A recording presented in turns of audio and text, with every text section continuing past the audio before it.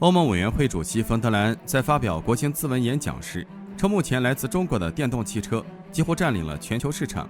中国对电动汽车的补贴让电动汽车出口具有强劲的竞争力，因此欧盟宣布对中国生产的电动汽车发起反补贴调查，以保护市场公平。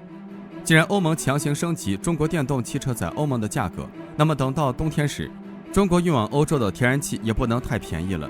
冯德莱恩在讲话中称，中国对电动汽车的补贴正在扭曲他们的市场，他们不能接受这一点。欧洲对竞争持开放态度，但是不会接受逐底竞争，必须保护自己不受不公平行为的侵害。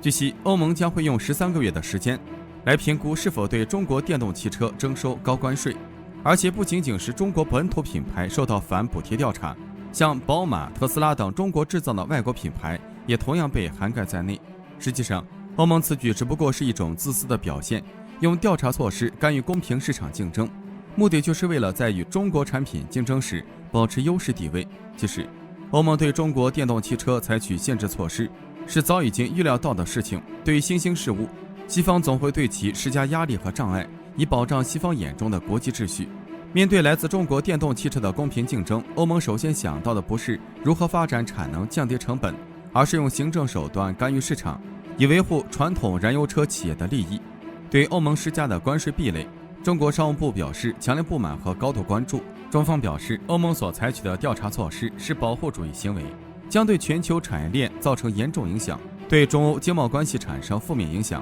可以预见的是，至少在短时间内，中国出口到欧洲的电动汽车会对欧洲传统车企造成较大的冲击。虽然中国电动汽车发展前景依然乐观，但欧盟以低劣手段对抗中国产品也是不争的事实。不过，中方并非没有反制的手段。随着天气逐渐转凉，欧洲也会比大部分亚洲国家更早进入冬天。在俄乌冲突延续的当下，欧洲可能会再次经历去年冬天的能源短缺状况。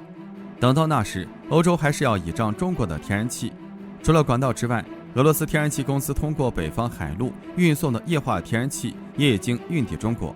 在俄罗斯转向东方之后，中国成为了俄罗斯石油和天然气的主要进口国。但是，俄罗斯向中国出口天然气的价格远比欧洲价格低。日前，俄罗斯总理米舒斯京提交了2026年经济展望报告，报告中提到，向中国出口天然气的平均价格为每千立方米297美元，从明年开始会在这个价格的基础上再优惠26美元。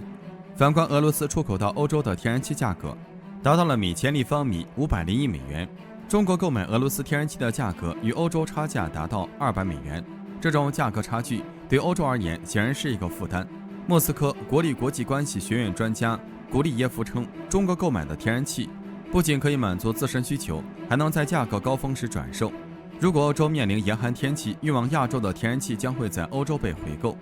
去年冬天，欧盟限制购买俄罗斯天然气后，美国以高价向欧洲兜售天然气，赚得盆满钵满。既然欧盟强行提升中国电动汽车的价格，那么中国也可以适当提高运往欧洲天然气的价格了。